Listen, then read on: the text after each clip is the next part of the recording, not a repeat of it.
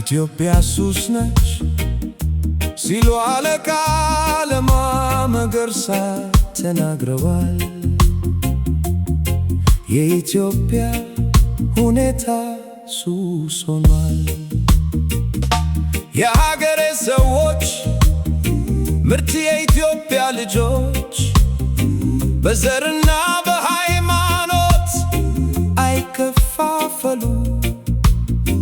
በዓለም ላይ አንድ አገር ብቻ ነው ያለችው ኢትዮጵያ። ባሌም ኢትዮጵያ፣ ሐረርም ኢትዮጵያ፣ ጅጅጋም ኢትዮጵያ፣ ባህር ዳርም ኢትዮጵያ፣ መቀሌም ኢትዮጵያ፣ ቤኒሻንጉልም ኢትዮጵያ፣ አርሲም ኢትዮጵያ፣ ጅማም ኢትዮጵያ፣ ወለጋም ኢትዮጵያ፣ ሁላችንም ኢትዮጵያ። አገሬ ኢትዮጵያ በጣም እወድሻለሁ።